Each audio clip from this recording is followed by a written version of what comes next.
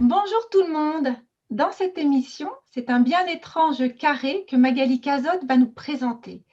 Elle va nous amener à entrevoir dans l'énigmatique rébus du carré Sator la plus renversante des révélations.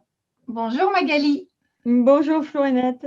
Eh bien oui, là, comme tu viens de le dire, on va s'attaquer à une énigme séculaire, hein, on peut le dire, mais une énigme qui a été remise en lumière il y a assez récemment à travers un film. Alors, je pense que voilà, certains internautes l'auront déjà vu, ce film qui s'appelle Tenet. Alors, pour ceux qui connaissent déjà le carré Sator, voilà Tenet, l'affiche du film Tenet. Donc, tout le monde aura reconnu ce fameux ténet qui se trouve au centre du carré Sator, qui constitue même la croix du carré Sator, hein, parce qu'on le lit à la fois verticalement et horizontalement dans le carré Sator. Alors, avant voilà, de vraiment parler de ce carré qui va être tout le sujet de l'émission, je voulais faire un petit clin d'œil à ce film, Tenet, parce que peut-être que les personnes qui auront vu le film n'auront pas remarqué voilà, toutes les allusions aux 5 mots du Sator, parce qu'ils y sont toutes. Hein. Alors, ce film, il est sorti en 2020, un petit peu avec du retard hein, à cause de la pandémie.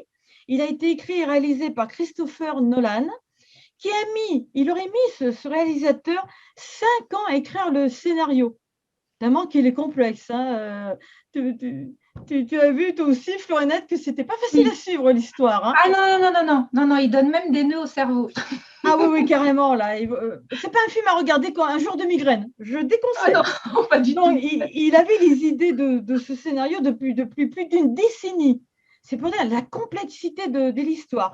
Mais alors, voilà, pour ceux qui ont déjà vu le film, il faut souligner qu'on retrouve donc d'abord le titre du film, Tenet. Déjà d'emblée, ça nous met la puce à l'oreille. On va retrouver dans le film les 5 mots du carré Sator. Alors, Tenet, le titre. L'histoire commence voilà, par un attentat dans un opéra. Alors, le mot opéra se trouve dans le carré Sator. Le méchant de l'histoire, on va dire, le milliardaire marchand d'armes anglo-russe qui s'appelle Sator. Là, on ne peut pas le louper. On a aussi une allusion à un peintre qui a fait une copie d'un tableau de Goya. Et ce peintre s'appelle Arepo. Donc, l'inverse du mot opéra. Voilà, on retrouve tous les mots du carré Sator. Et le dernier, le mot rotas dans le film, il désigne le nom d'une entreprise de stockage où a été déposé le faux tableau, le faux Goya, et qui a pour symbole un pentagone. Donc le 5, toujours le 5. Hein, donc, il y a plein d'allusions au carré Sator dans ce film. D'ailleurs, il est étonnant qu'aucun critique du cinéma n'ait fait la relation. Mais c'est ça qui est étonnant, parce qu'en plus, quand on regarde bien le carré Sator, t'es net, voilà, c'est au milieu. Ah, on ne peut pas le louper. On ne peut C'est pas le la croix louper.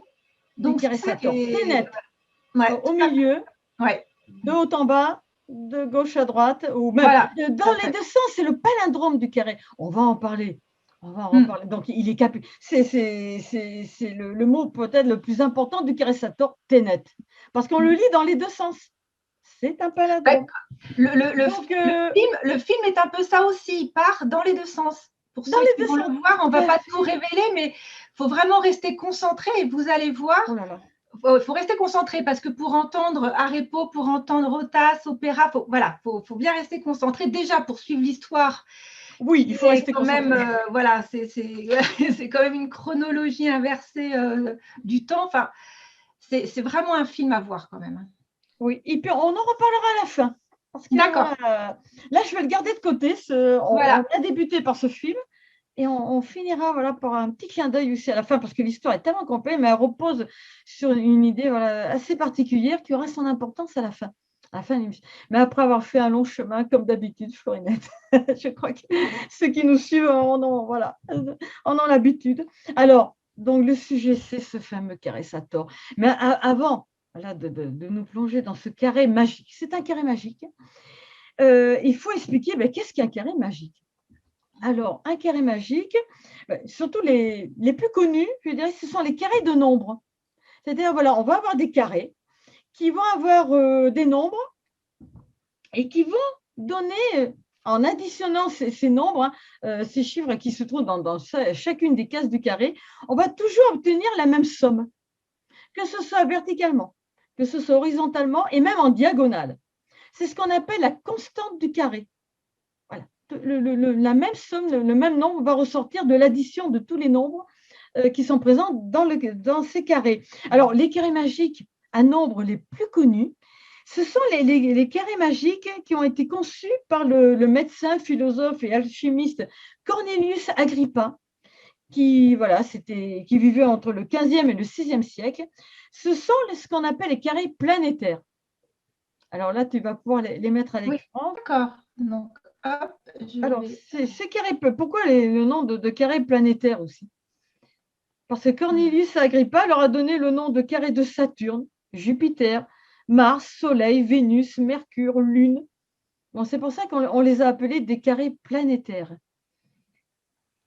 Voilà, tu les as, Florinette. Alors, le carré de Saturne, voilà, c'est le plus petit. Hein. Donc, on additionne les chiffres. Alors, on obtient toujours le chiffre 15. Voilà, je suis en train d'additionner là. Oui, alors, tu peux faire 4 plus 3 plus 8 en vertical, c'est 15. 4 plus 9 plus 2 en horizontal, c'est 15. Et même en diagonale, voilà, c'est toujours le même nom qui apparaît. Donc, ça, c'est la constante du carré de Saturne. Alors, pour Jupiter, c'est le 34. Alors, tu additionnes dans tous les sens, tu retrouveras toujours 34. Le carré de Mars, c'est 65, la constante. Le Soleil, c'est 111. Le carré de Vénus, c'est 175. Le carré de Mercure, 260. Et le carré de la Lune, c'est le plus gros en bas. Et il nous donne 369. On additionne pas. Mais c'est extraordinaire pour concevoir de tels carrés. C'est incroyable. Ouais, c'est incroyable. Là aussi, ça donne des nœuds au cerveau. Hein, ah encore oui, le carré de Saturne. Bon, ça va, c'est pas trop dur. Non, ça va, mais c'est le dernier. Ah là là, le dernier, c'est 9 sur 9. 9 sur 9. Donc, 81 cases à remplir. Et pour que tout coïncide. Donc, ça, voilà, c'est un exemple de carré magique avec des nombres. Et c'est les plus connus. C'est les carrés planétaires conçus par cet alchimiste philosophe, la Cornelius Agrippa. Donc, ça, c'est les carrés magiques qui sont les plus connus. Alors, mais parmi les carrés de lettres, alors les carrés de lettres, c'est différent. C'est les mêmes mots, mais dans deux sens. Donc, là, il ne s'agit pas d'additionner des nombres. Là, ce sont les carrés de lettres. Et le plus fameux, bien sûr, le plus fameux de tous ces carrés de lettres, c'est celui qu'on appelle le carré Sator. Pourquoi? Parce qu'on le connaît le plus souvent, parce qu'il a deux sens, ce carré. On parlait de double sens dès le début. Mais voilà, comme celui-là, c'est le carré d'Opède-le-Vieux qu'on va trouver dans le petit village d'Opède-le-Vieux. Et en général, ces carrés commencent par le mot Sator. Bon, là, celui-là, il a un S à l'envers. Hein. C'est assez remarquable. Et le N aussi est à l'envers. Mais bon, on va en citer d'autres hein, de ces carrés Sator. Voilà, parce qu'on les appelle carrés Sator parce qu'ils commencent par le mot Sator, tout simplement. Alors, la première particularité de ces carrés, c'est qu'on les retrouve vraiment dans plein de pays. C'est sa répartition géographique. Ça, c'est étonnant. Ce n'est pas simplement centralisé dans un lieu. Alors, on en a retrouvé en Éthiopie, on en a retrouvé sur les bords du Nil, on en a retrouvé en Turquie, au Portugal, en Allemagne. Là, c'était en Allemagne gravé sur un jeton qui date de l'an 1572. On en a retrouvé en Italie, en Espagne, à Saint-Jacques-de-Compostelle. Bon, voilà, c'est aussi. Et en Belgique, notamment sur un moellon de grès réemployé dans la façade d'une maison. On peut le retrouver partout. Voilà, sur les bords du Nil, voilà, c'était sur un tesson de poterie qui est conservé au musée du Caire. On le retrouve sur des amulettes. On peut le retrouver sur différents supports. Oui, c'est ça, c'est n'importe quel support, parce que là, c'est tout support possible. Ah oui. Dès qu'on peut graver dessus. Peu importe. Peut être gravé dans la pierre, sur le bois, peint sur des poteries, sur du verre, partout. Peu importe le support, j'ai envie de dire. Hein. Et il y a des personnes qui ont tenu à graver ce carré un peu partout. Mais alors on va être un peu chauvin à la Florinette, parce que c'est la France qui détient le record du nombre de carrés Sator. Bon, là, on va citer une petite liste hein, qui n'est pas exhaustive, loin de là. Pourquoi? Parce qu'on peut en retrouver tout le temps. Par exemple, à la suite de fouilles archéologiques, en restaurant une maison, tu peux retrouver sur une vieille poutre, sur une pierre, tu peux retrouver des satans qu'on ne connaît pas encore. Donc là, on va en citer quelques-uns, les plus connus, les plus répertoriés, mais la liste ne sera jamais finie, parce que tu peux en retrouver encore et encore. Alors, l'un des plus connus, je pense, c'est celui qui est peint sur une ancienne porte de Grenoble. Alors, au numéro 20, précisément, de la rue Artaud, voilà. Il est magnifique. Il est magnifique. Ouais, Ah oui, magnifique. il est très beau. La Là, porte le S est à l'endroit. Là, on voit bien il est à Sator. l'endroit. Donc là, nous avons Et le N carré aussi, hein. Sator classique. Voilà. Voilà, avec le S à l'endroit. Donc là, c'est à Grenoble, dans la rue Artaud, au numéro 20. Après, nous en avons un, on en trouve dans le village du Valbonnet en Isère. Là, c'est sur un bloc de grès qui, à l'origine, se trouvait dans le mur d'une maison du village. Alors, à Opède-le-Vieux, dans le Vaucluse, ben là, tu l'as déjà montré au début, Ah oui, Florinette. je vais le remontrer. Il est tellement beau que je vais le remontrer. Ah oui, parce qu'il est particulier. Nous Ah, il avons est particulier, oui. et le N à l'envers. Mm. Là encore, toujours cette notion, on inverse les choses. Et là, ceux qui l'ont gravé, voilà, il nous a été Ah bah oui, encore. c'est sciemment, hein. Voilà. Ah bah oui, là, c'est pas du hasard. Hein. Non. Donc, nous en trouvons un au château de Bonaguil dans le Lot-et-Garonne. Voilà, pour ceux qui connaissent la région, qui connaissent le château. Lui, il est parmi d'autres graffitis hein, gravés sur des pierres. Nous en avons dans le château de Tarascon en Ariège, sur le mur d'un ancien cachot. Ça veut dire que un des prisonniers peut-être a tenu à graver le Sator. Quand même un ultime message. Hein. Nous en avons dans le donjon du château de Loche en Indre-et-Loire. Nous en trouvons aussi à Jarnac, en Champagne, en Charente-Maritime. Nous le trouvons sur un cadran solaire du hameau des Fréaux, situé sur la commune de La Grave. Inscrit dans une plaque de marbre à proximité du portail du château d'Aspry-sur-Buèche, dans les Hautes-Alpes. On le retrouve peint sur un enduit de muraille découvert dans l'ébrasement d'une fenêtre de la chapelle Saint-Michel d'Aiguille en Haute-Loire. C'est tout petit, on la retrouve en petits morceaux, mais c'est tout petit. C'était dans une chapelle dédiée à Saint-Michel. On le retrouve sur une plaque de pierre encastrée dans le mur d'une grange du hameau de Fongillargues, oui, j'espère que je prononce bien, sur la commune de Moline en Queyras. On le retrouve inséré dans un décor de carreaux émaillés, surplombant une fontaine du hameau d'Arvieux. Ah, il est très beau aussi, celui du hameau d'Arvieux, dans les Hautes-Alpes, encore les Hautes-Alpes. On le retrouve taillé dans un bloc de pierre à l'ermitage Saint-Antoine de Galamus. Alors là, tu as la photo, Florinette. Voilà, dans les Pyrénées-Orientales, on est à Galamus, voilà. On est à l'entrée d'un ermitage. Il est beau celui-là aussi. Hein. Il est beau, hein? Ouais, il est très beau. Donc, voilà. Celui-là, il est quand même assez particulier aussi. On le retrouve à Châteauneuf de Gadagne, dans le Vaucluse. On le retrouve sur une plaque de pierre exposée dans la chapelle Notre-Dame des Anges, près de Rochemort, en Ardèche. Tu vois, on voyage hein, en France, hein, on l'a un peu partout. Et on le retrouve aussi sur divers documents. Alors là, on sort de France, là, sur un papyrus copte, sur une Bible carolingienne datant de l'an 822. Il faut le retrouver, ce Bible carolingienne. Un manuscrit grec du XIIe siècle. Un parchemin d'Aurillac du XIIIe siècle. Des livres imprimés au XVIe siècle et sur vraiment de très nombreux pentacles utilisés comme moyen de protection ou de guérison. Sur des amulettes, beaucoup d'amulettes, on le retrouve. Voilà, alors là on voit sa répartition géographique, mais on le retrouve beaucoup, vraiment beaucoup plus en France. Mais on peut le retrouver encore dans bien d'autres endroits, Florinette, parce que je pense qu'on n'a pas fini d'en trouver.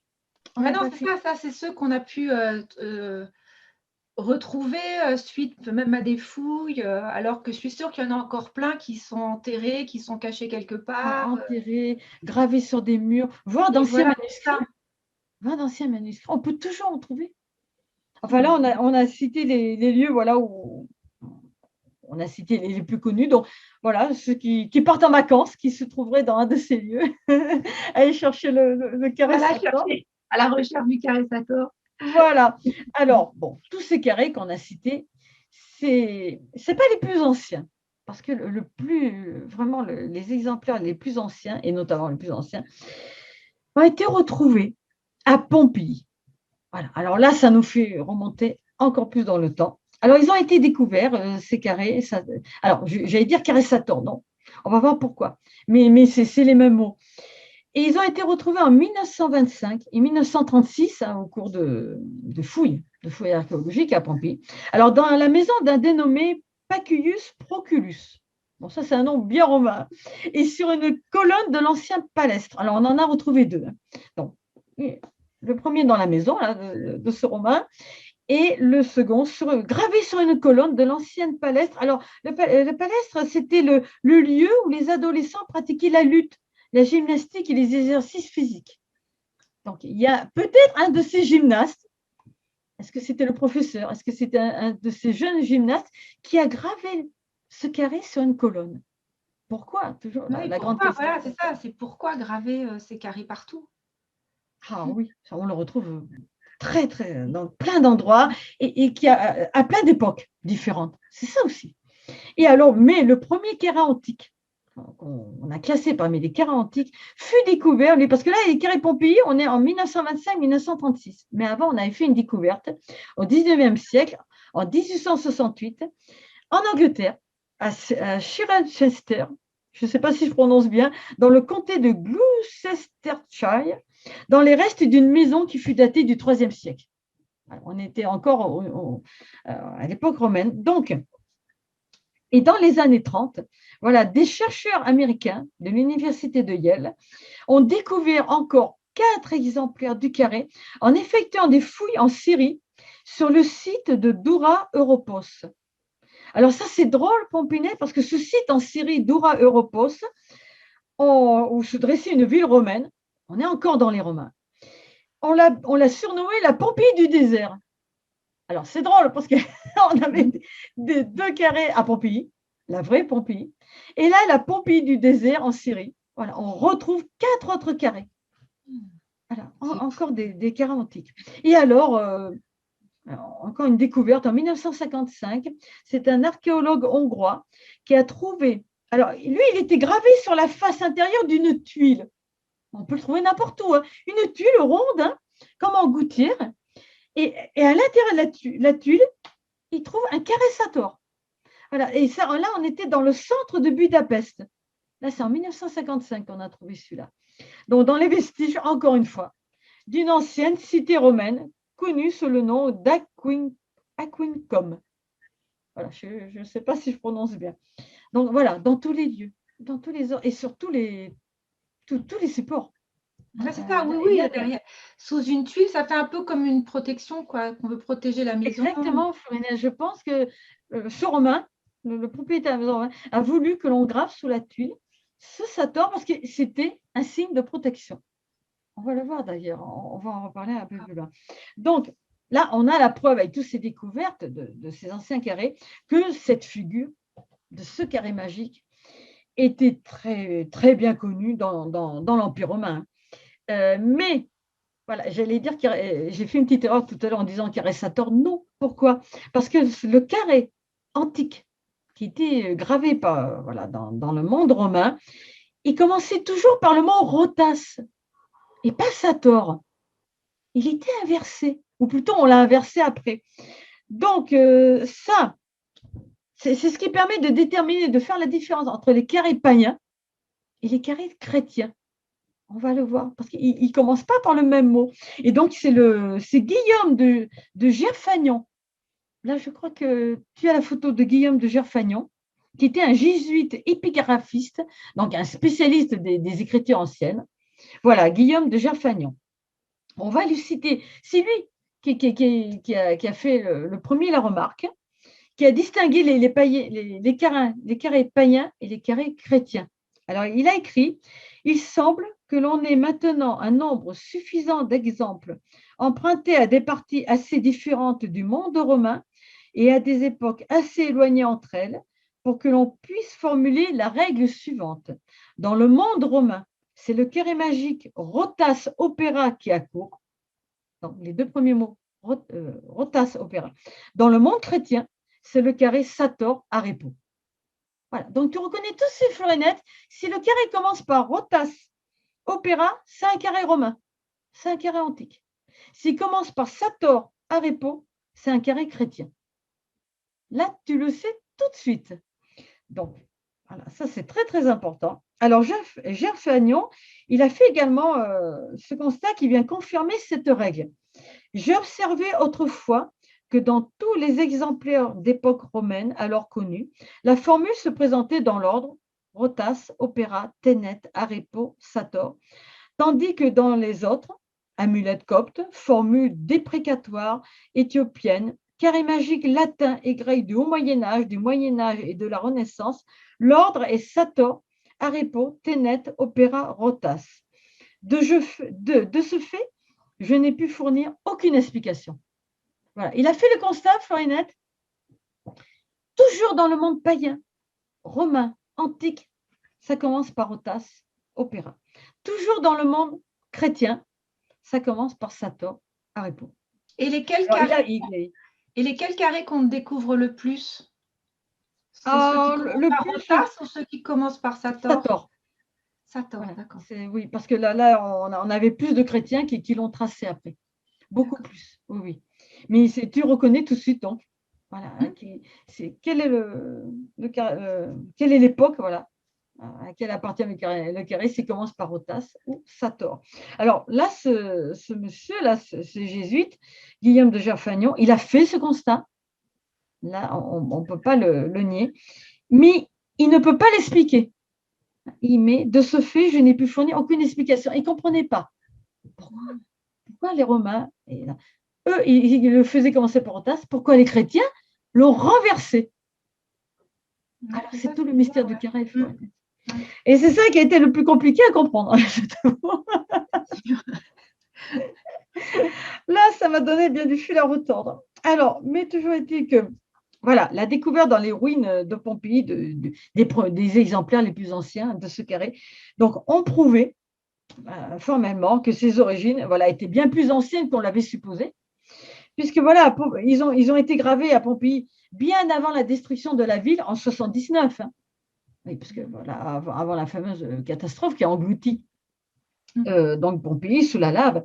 Donc, soit une époque où les premiers chrétiens n'utilisent pas encore de symboles spécifiques. Donc, à l'origine, le concepteur de ce carré est païen. Là, il n'y a aucun doute. Il n'y a aucun doute. Parce que là, ça ne peut pas être. Par contre, les chrétiens l'ont récupéré après. Alors, mais il y a un problème. Là, c'est vraiment tout le problème de ce carré. Païen, chrétien, et parce qu'on voulait attribuer soit aux païens, soit aux chrétiens, mais non, il y a à la fois les deux. Il faut comprendre pourquoi. Alors, surtout qu'il y a une découverte assez incroyable. Bon, voilà. On s'était dit, bon, c'est un carré païen, parce que voilà, c'était les premiers exemplaires ont été trouvés à Pompéi. Mais il y a un pasteur allemand du nom de Félix Grosser,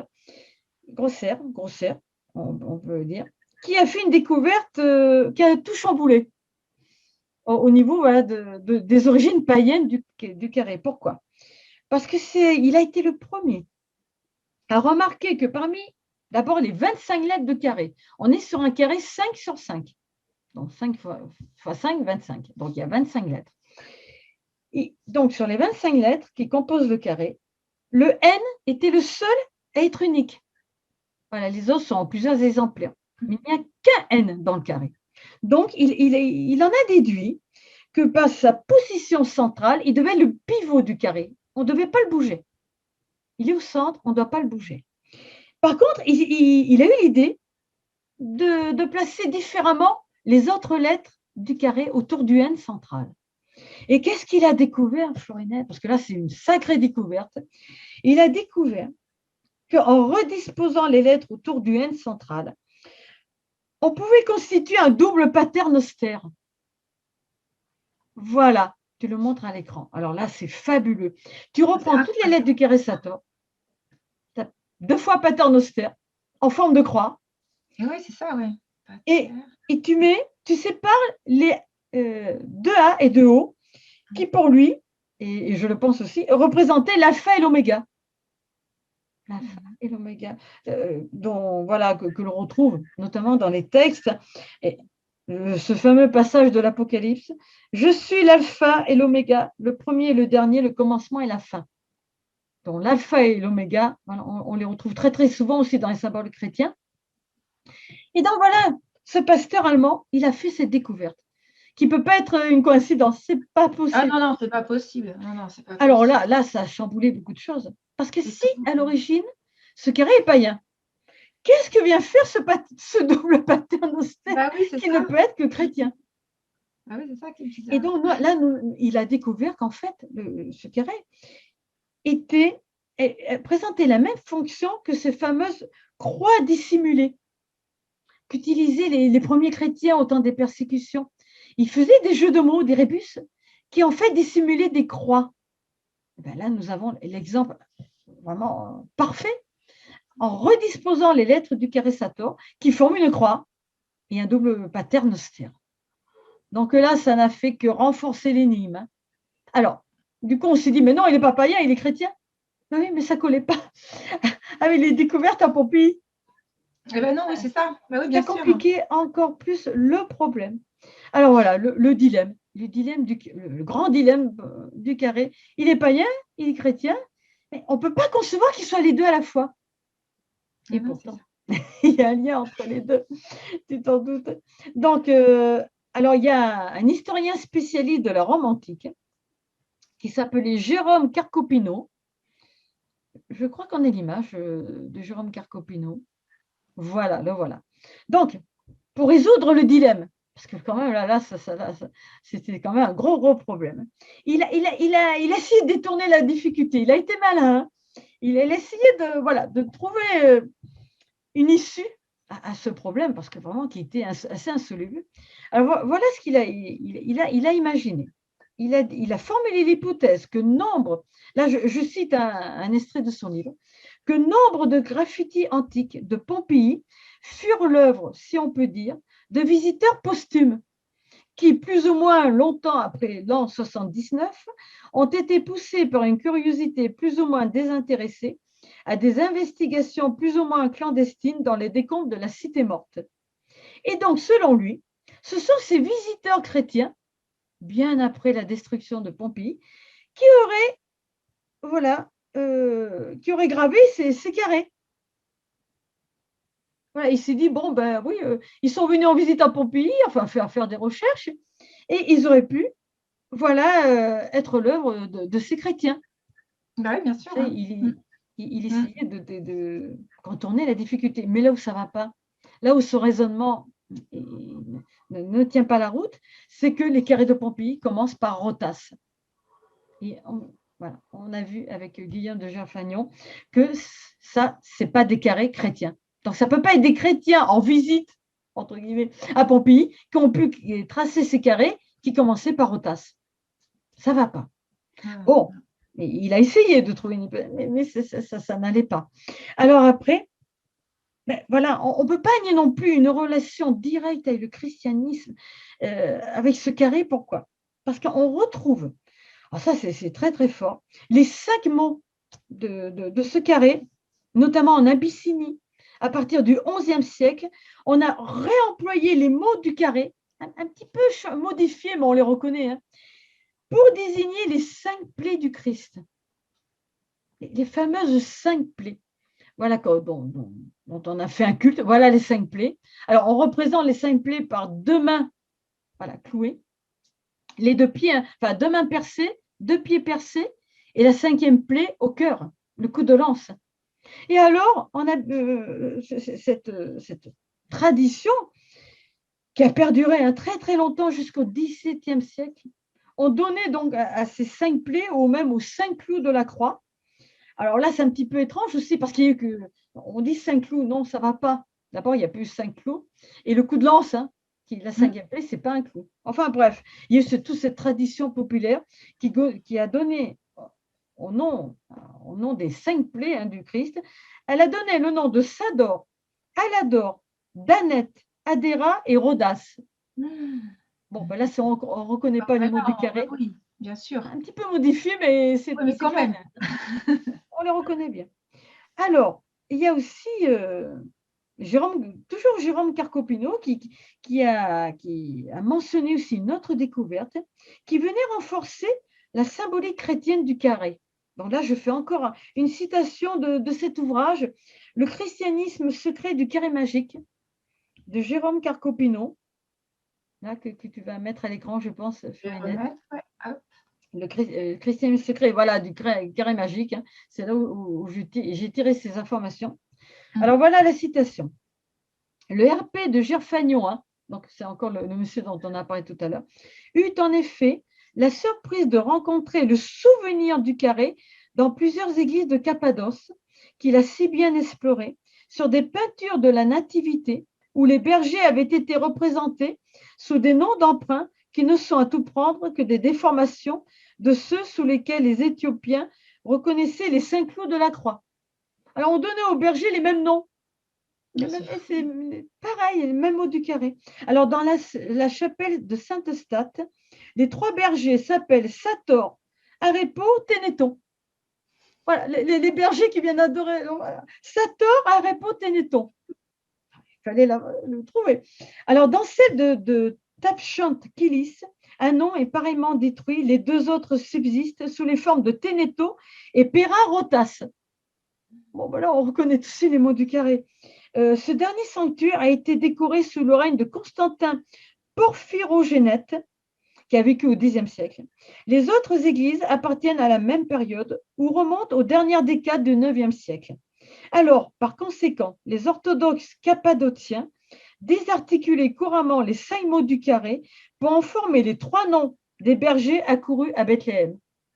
Les 3 bergers qui étaient venus adorer l'enfant. Et à une époque voisine, certains de leurs coreligionnaires opéraient sur les vocables du carré des manipulations analogues pour en extraire les appellations non plus des bergers, qu'ils dénommaient Michael, Aked et Stéphanos, mais des 3 rois mages, qu'une vieille Bible byzantine, compulsée par Casaubon dans la bibliothèque de l'électeur palatin, baptisée respectivement Hathor, Sator et Peratoras. Voilà les noms des 3 rois mages, du coup. Ils se sont pris les à chaque fois, on revient au nom du carré Sator. Donc, tantôt, c'était les noms des bergers, tantôt, c'était les noms des rois mages, et on leur a donné des noms qui proviennent directement du carré Sator. Donc, on ne peut pas nier, c'est impossible, la relation symbolique avec les chrétiens entre ce carré. Ah non, c'est lié. Là, c'est lié. Là, on peut. Alors, ça renforce le mystère. Mais pourquoi? Pourquoi il est à la fois païen et chrétien? Alors, on dit que, voilà, dès le Xe siècle, on a la preuve, les chrétiens n'hésitaient pas à rattacher ce carré aux symboles les plus sacrés de leur foi, les bergers, les rois mages de la nativité, le pater, enseigné par Jésus, les clous ou les 5 plaies rédemptrices, les 5 plaies vénérées. Donc, tandis que la superstition populaire, elle, a vu en lui le symbole du salut. Vraiment, le carré était protecteur. Il amenait le salut aussi, voilà, dans les traditions, les superstitions. Donc, c'est pour ça qu'on lui a accordé des vertus magiques. Très bien. C'est un carré magique. On lui donnait des vertus magiques. C'est pour ça qu'on l'a retrouvé gravé sous une tuile, parce que ça protégeait la maison. Partout.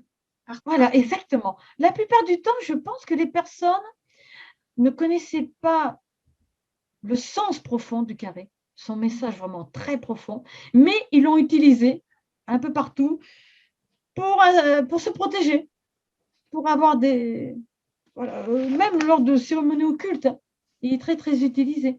Mais c'était pas du tout, je pense pas du tout, non, ils n'avaient pas conscience du message profond du carré en lui-même. Alors, bon, là, au niveau des pratiques populaires, superstitieuses, alors déjà, on l'utilisait beaucoup pour la protection contre le feu. Ça, c'est intéressant. C'est comme un pare-feu, tu vois. Alors, on l'utilisait pour faire tomber la fièvre, les fortes fièvres, pour repousser les incendies ou pour préserver les maisons du feu.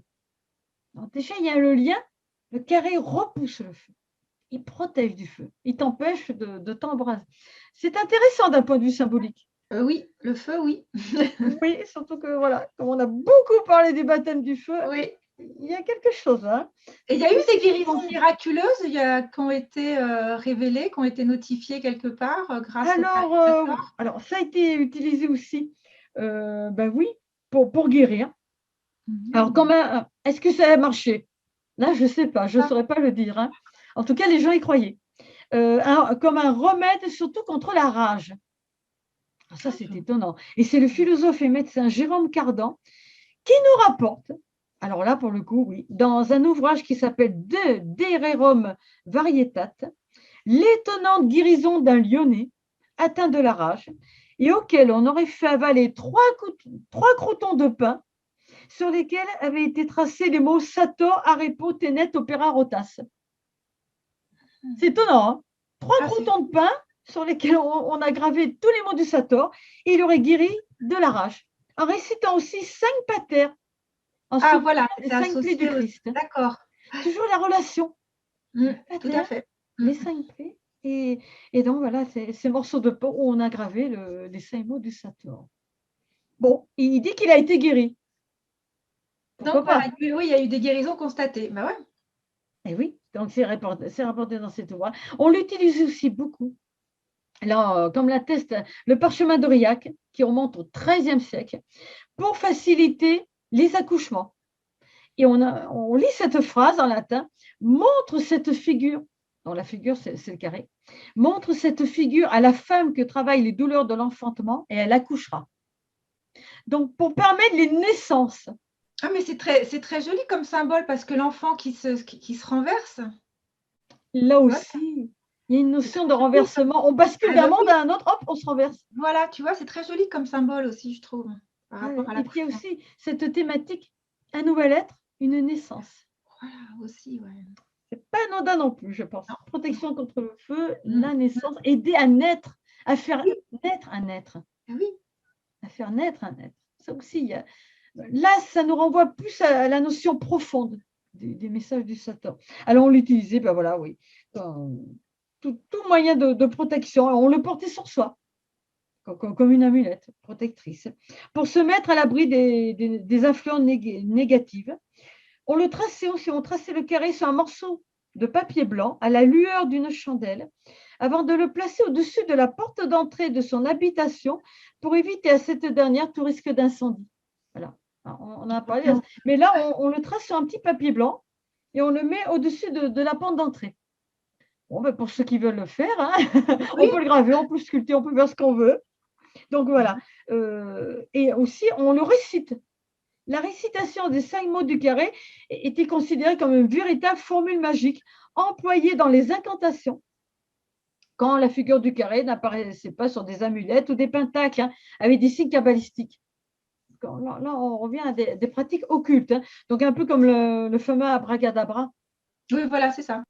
Très, très utilisé voilà, dans les pratiques occultes. Bon, là, on a fait un petit tour voilà, pour déjà remonter aux origines païennes, romaines, antiques, donc avant les chrétiens, mais après, on ne peut pas nier qu'il a été récupéré par les chrétiens, vénéré par les chrétiens, associé au pater, aux 5 plaies. Bon, les rois mages, les bergers, enfin, vraiment les symboles les plus sacrés de la chrétienté. Alors pourquoi les chrétiens ont récupéré un symbole païen? Parce qu'à l'origine, c'est un carré païen. Ça, on ne peut pas le nier. C'est qu'ils ont eu connaissance de quelque chose. C'est vrai, on a l'impression qu'ils ont eu connaissance de quelque chose et qu'ils l'ont récupéré.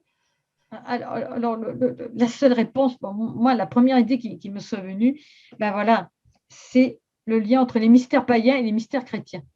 Là, tu trouves le lien. Parce que sinon, tu ne peux pas le trouver. Alors, on va y venir tout doucement en commençant voilà, le décryptage.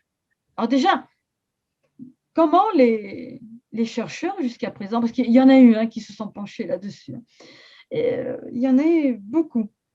Donc, comment les chercheurs ont commencé à vouloir décrypter ce carré? Déjà, la première chose qui te vient à l'esprit, c'est d'essayer d'interpréter les 5 mots du carré. Sator, Arepo, Tenet, Opera, Rotas. Voilà. Tu essaies de comprendre qu'est-ce que veut dire chacun de ces 5 mots. Afin de former une phrase. Voilà, avec les 5 mots. Alors, en latin, Sator, c'est le semeur. ou le laboureur. Bon, alors c'est bon, un laboureur ou un semeur. Ça commence. Alors, après, il y a arepo. Mais arepo, c'est un apax. Un apax, c'est un mot, un terme qui n'est rencontré nulle part encore. On ne sait pas ce qu'il veut dire. Donc, tu ne peux pas lui donner une interprétation. Tu l'as rencontré nulle part, dans aucun texte. Donc, un apax, c'est un mot qui n'a pas de précédent. Alors, arepo, ça ne veut rien dire. Enfin, on ne sait pas ce que ça veut dire. Ça peut être un nom propre. Ça peut être un nom propre. Ça Alors, peut être le nom d'une exactement, personne. on y a pensé, Florinette, tout à fait. Alors, première chose, semeur, laboureur. Arepo, bon, on laisse de côté parce qu'on ne sait pas trop ce que ça veut dire. Ténète, qui tient, qui conduit avec soin, qui tient. Opéra, c'est l'œuvre, le travail. Et rota, c'est les roues. Alors, on a essayé de reconstituer la phrase en donnant, voilà, au mot arepo, en le considérant comme un nom propre. Et en l'occurrence, celui du laboureur. Ah bah oui, ah oui. Tu avais trouvé. Alors, on peut, première interprétation, mais vraiment la plus simpliste. Le semeur ou laboureur, arepo, conduit l'œuvre de ses roues. Conduit l'œuvre de ses Ça roues. n'avance pas à grand-chose. Il manque la charrette là-dedans. Et un laboureur, voilà, qui tient bien sa charrette, enfin, Ouais, c'est ça. la charrue plutôt. Oui, la charrue. Voilà. Et on connaît son nom, mais ça ne va pas très loin.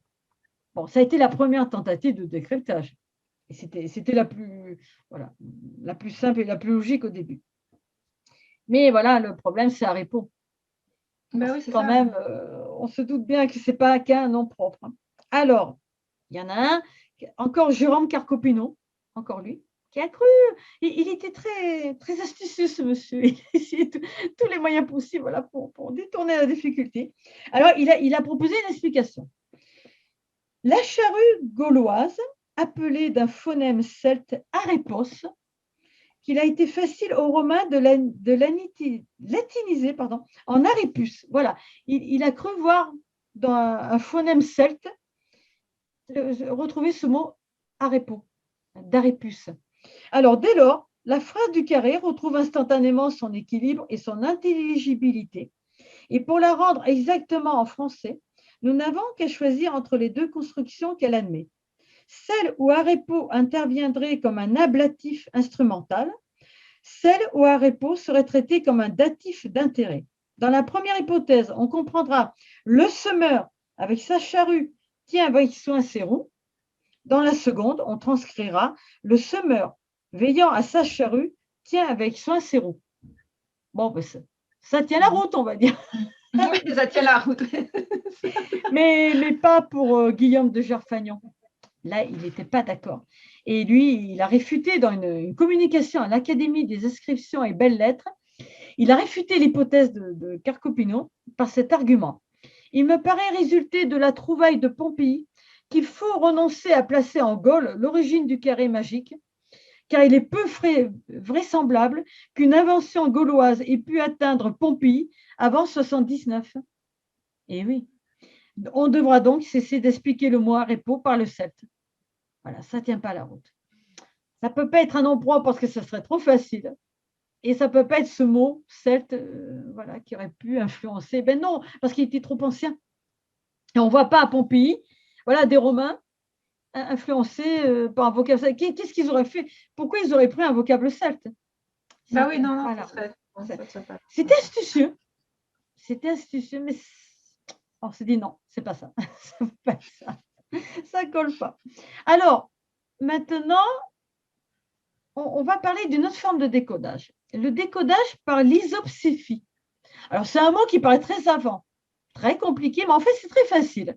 L'isopséphie, c'est l'attribution d'une valeur numérique au mot du carré en fonction des lettres qui le composent. Alors, tu remplaces chaque lettre par le numéro qui va correspondre à sa place dans l'alphabet. Par exemple, le S du Sator.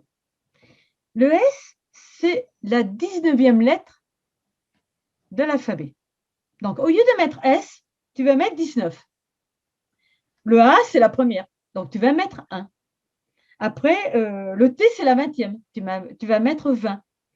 Le 15, c'est le O. Hein. Le O, c'est la 15e lettre. Et Le R, c'est la 18e lettre. Donc, Sator, tu vas poser 19, 1, 20, 15, 18. Et tu vas additionner. Et ça te donne 73.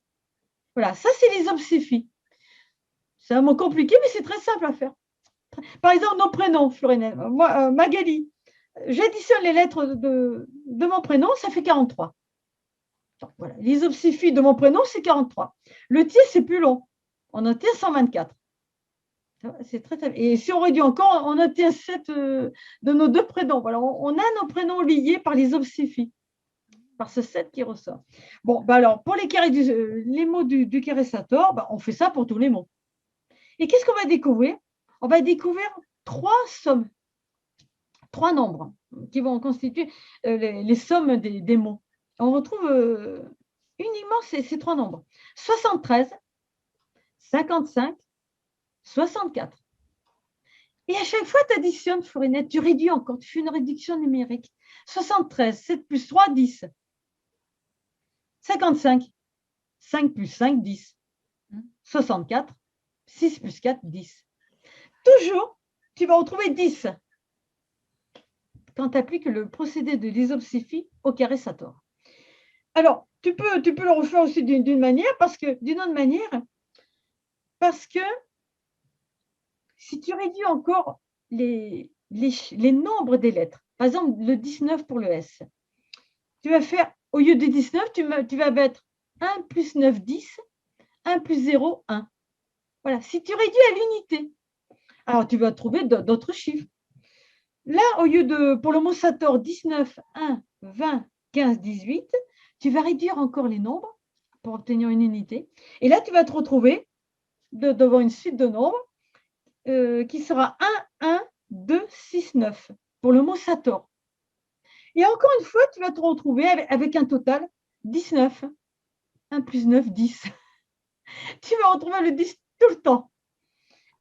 Donc, ce 10, voilà, il est caché dans le Sator grâce au décodage de l'isopséphi. Et le 10, il nous renvoie naturellement au fameux symbole de la tétractys pythagoricienne, ce qui était vraiment un symbole très, très important pour les pythagoriciens. Le 10, qui était représenté par ce symbole de la tétractys. Donc, 4 points en bas, voilà, la tétractys. Oh, c'est très facile. Le 4 du bas, le 3, le 2, le 1. Ça fait comme une pyramide ou un triangle pointe vers le haut. Il ne faut pas oublier aussi, Florinette, que le triangle pointe vers le haut, c'est le symbole du feu. Ce n'est pas anodin aussi. Donc, ce nombre divin, c'était pour les pythagoriciens le nombre de la création, le symbole de la création. Le 10, symbole de la création. Et pourquoi? Parce qu'il y a le 1, l'unique, la source divine, donc le 1 majuscule, et le 0, qui englobe toutes les possibilités. Dans l'union du divin, qui va s'unir, ce 0 qui n'est pas vraiment un néant, qui n'est pas encore quelque chose, mais qui est riche de tous les potentiels. Donc, c'est voilà, le divin qui va générer toute la création à travers ce 0, dont le 10, c'est le nombre de la création pour les pythagoriciens, et qui est caché dans le carré Sator. Voilà, parce que tous les mots nous renvoient au 10, grâce à ce procédé de décodage de l'isopséphi. Et l'isopséphi, c'est très important, ce processus. Pourquoi? Parce qu'on sait que les gnostiques chrétiens pratiquaient le procédé de l'isopséphi, comme nous le confirme, là c'est un archéologue et helléniste, Paul Perdrizet, qui a publié dans un article de 1904 dans la revue des études grecques. Il a écrit: par l'isopséphi, le gnostique savait ce que signifie la parole mystérieuse, 3 fois répétée dans l'Apocalypse: je suis l'alpha et l'oméga. Bon, déjà, on a encore une allusion à cet alpha et l'oméga, mais il nous confirme, les gnostiques chrétiens pratiquaient, ils connaissaient cette astuce, voilà, ce procédé de l'isopséphi. Donc, ils utilisaient des nombres, mais qui cachaient des lettres et des mots. Voilà, ça, c'est très, très, très, très connu pour eux. Alors, mais comme le carré, bon, on sait que les gnostiques chrétiens pratiquaient l'isopséphi, mais comme on l'a vu, y a un carré qui est exclusivement païen. Il n'est pas chrétien. Mais là, on va retrouver les obséfies, Florinette, c'est à Pompéi. Pourquoi? On a la preuve qu'il y a des habitants à Pompéi qui connaissaient très bien ce procédé des obséfies. Pourquoi? On a retrouvé une inscription dans les ruines de Pompéi où il est écrit « J'aime celle dont le nombre est 545 ». Il a déclaré sa flamme à une femme, il ne voulait pas dire le nom. Donc, il a mis son nom en chiffres, en nombre. Donc, alors, je ne sais pas comment s'appelait 545. C'est assez reconnu. Mais il a voulu dire « J'aime celle dont le nombre est 545 ». Donc, nous avons la preuve que les gnostiques chrétiens pratiquaient les obséfies, que les Romains, et notamment des Romains qui habitaient Pompéi, connaissaient le procédé des obséfies. Ça, c'est déjà un lien très, très important. Et alors, en plus, à Pompéi, nous avions la chance, parce que malgré la catastrophe qui a tout englouti, l'éruption du volcan, nous avons, bon, elle est, j'allais dire, presque intacte. Oui, tu m'as fait remarquer, Pompéi, Florinette, qu'à Pompéi, cette ville-là, il manquait un mur. Il y avait un petit peu, il manquait quelque chose, mais toujours est-il qu'il y a à Pompéi ce qu'on appelle la Villa des Mystères. Alors, la Villa des Mystères. Voilà, vue de l'extérieur. Et pourquoi on l'appelle la Villa des Mystères? Parce qu'à l'intérieur de cette villa, il y a des fresques magnifiques, qui représentent la célébration des mystères, voilà, des mystères de Dionysos. Donc, d'où le nom, la Villa des Mystères. Parce que là, nous sommes dans les mystères païens. Voilà le lien. Alors là, c'est la preuve irréfutable qu'à Pompéi, nous avons eu des gens qui étaient initiés au mystère et qui pratiquaient les obséfies. Oui, tout à fait. Nous avons ces deux éléments. Donc là, déjà, avec ces deux éléments, on peut quand même aboutir à la conclusion que l'inventeur du carré, alors peut-être qu'ils étaient plusieurs, hein, peut-être qu'il n'y a pas eu qu'une personne, peut-être un groupe d'initiés qui ont été les premiers à concevoir cette figure du carré magique, mais qui commence par Otas, il ne faut pas l'oublier. Oui, oui, parce qu'il n'est pas hier.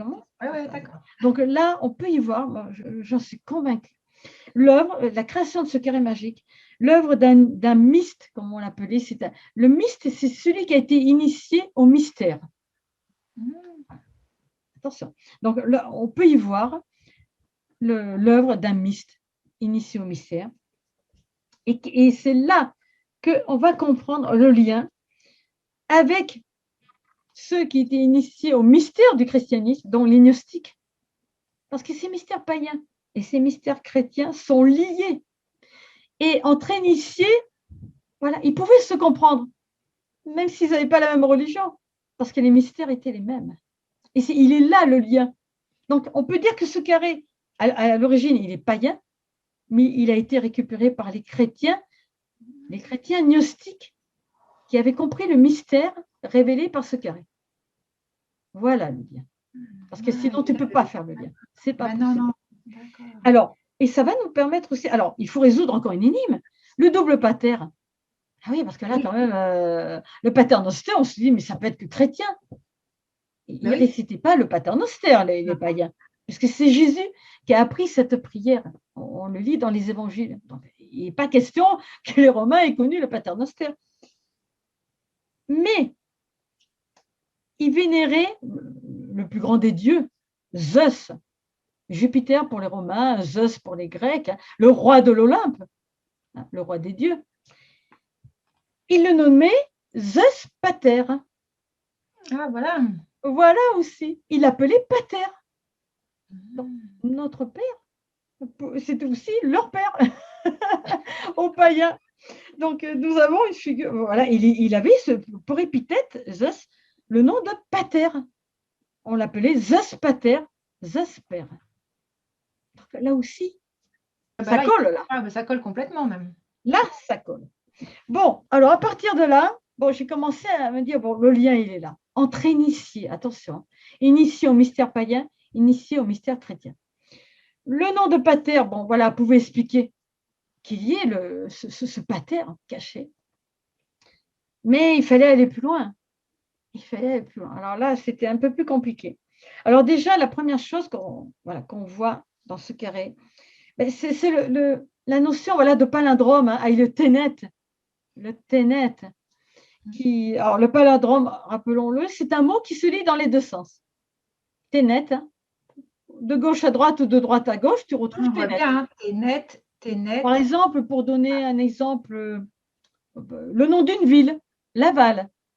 Mais tu le lis Laval dans les deux sens. Voilà, Tu prends de c'est ça. droite à gauche ou de gauche à droite. Donc voilà, ça c'est le principe du palindrome. Et donc, tout de suite, la croix du ténet, il te confronte au mystère du palindrome. Et ce palindrome, qu'est-ce qu'il te demande de faire? Il va dans les deux sens. Donc, de ne pas voir les choses que dans un sens, de le voir dans deux sens. Et pourquoi? Pour renverser l'ordre des choses, ou plutôt remettre les choses à l'endroit, si on n'est pas dans le bon sens. Là, il y a une notion, voilà, vous devez remettre les choses dans le bon sens.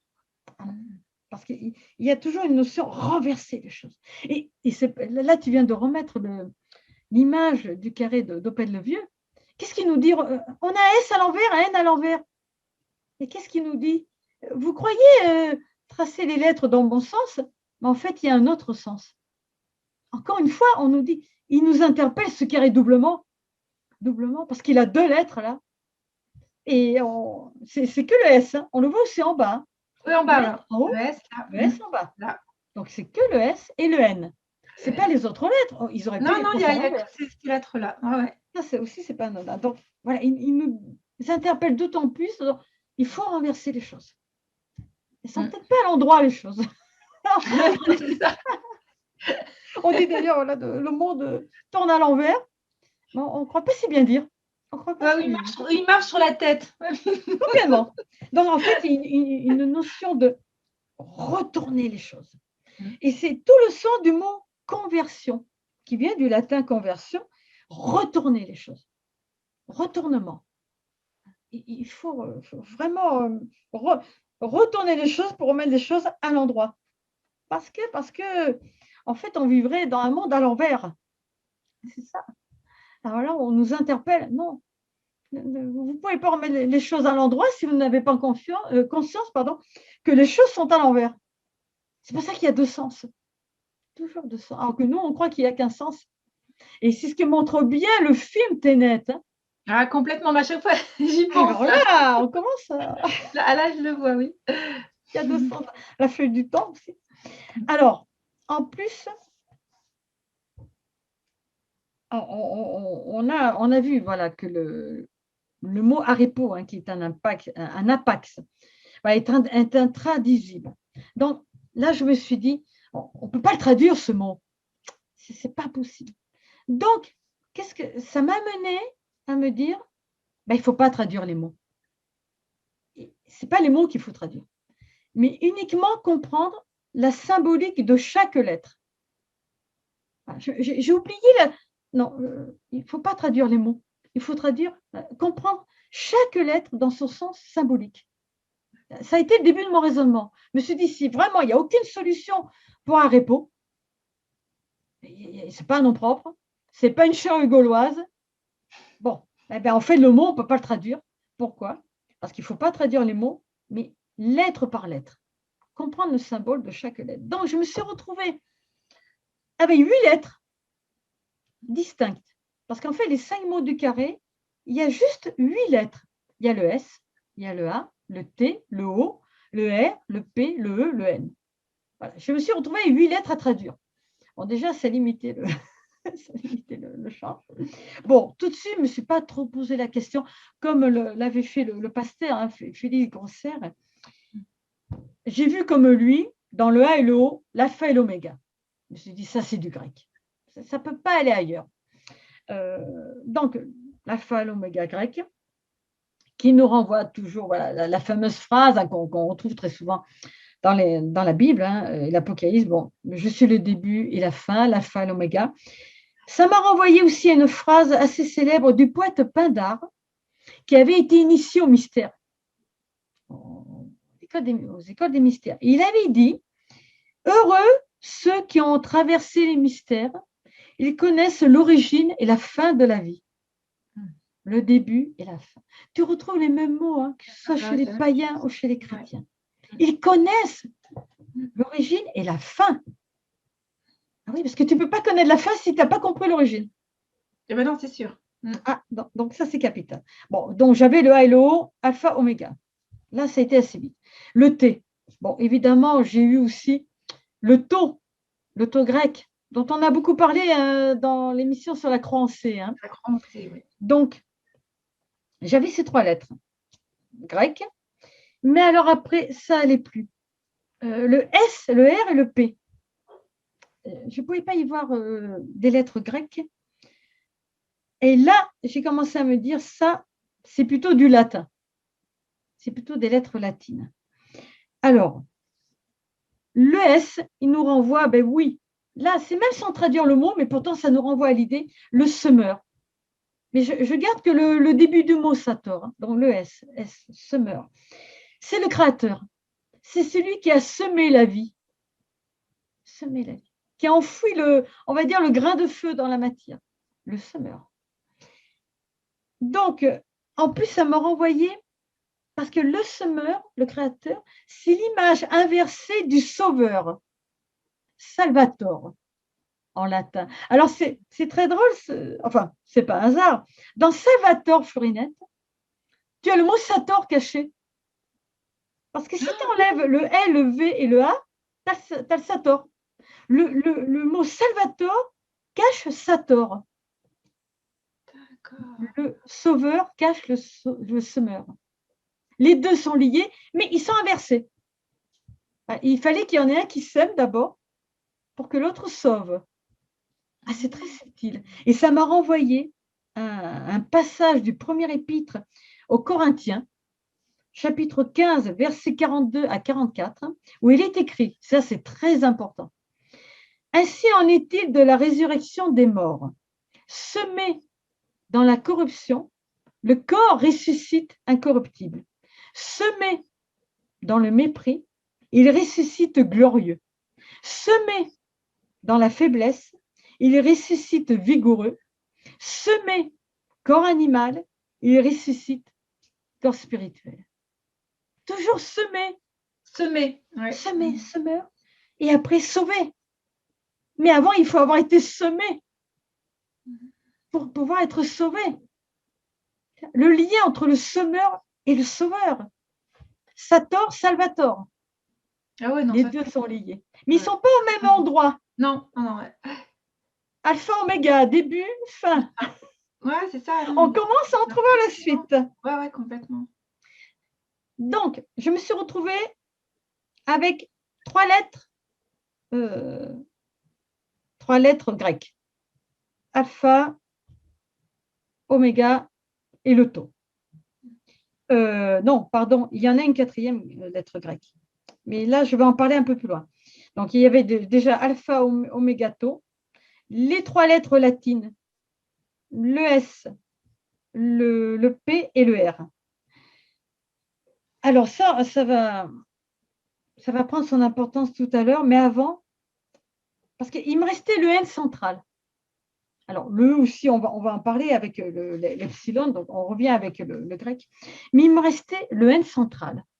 Je n'arrivais pas à le mettre ni chez les Grecs, ni chez les Latins. Et là, c'est là que j'ai buté. Hein. Je suis restée vraiment très longtemps, je me suis dit, mais qu'est-ce que veut dire où est-ce que je peux ranger ce N? Et là, d'un seul coup, alors là, je crois qu'on m'a envoyé l'idée aussi, très, très honnêtement. Parce que là, ça m'est arrivé d'un seul coup dans la tête. L'idée du panneau que Ponce Pilate a fait apposer sur la croix. Alors, ce panneau, il est connu comme étant le Titulus Crucis, l'inscription sur la croix. Alors là, voilà, le Titulus Crucis. C'est censé être le panneau qu'aurait fait apposer le titre de la croix, je crois que ça veut dire. Sur la croix. Alors pourquoi? Quel rapport? Bah oui. Parce que on va citer le passage des évangiles. Pilate Pilate avait fait rédiger un écriteau qu'on fixait au-dessus de la croix. Il était ainsi libellé, Jésus de Nazareth, roi des Juifs. Beaucoup de Juifs lurent cet écriteau car l'endroit où Jésus fut crucifié était voisin de la ville et l'inscription était rédigée en hébreu, en latin et en grec. Il y avait les 3 langues. Et là, ça fait titre. Je me suis dit, mais ça se trouve, le carré Sator comporte des lettres appartenant aux 3 langues. Le grec, le romain et une dernière lettre qui appartiendrait à l'alphabet hébreu. Donc, la dernière qui me manquait. Et alors là, quand j'ai commencé à comprendre ça, j'ai mis des couleurs à mes lettres. Alors là, je ne sais pas si ça va bien se voir à l'écran. J'ai mis en bleu les lettres latines qui m'ont fait une croix en X. Comme la croix de Saint-André, comme on l'appelle, c'est un X. Voilà. On relie les croix latines, ça fait un X. Les lettres grecques, je les ai mises en rouge.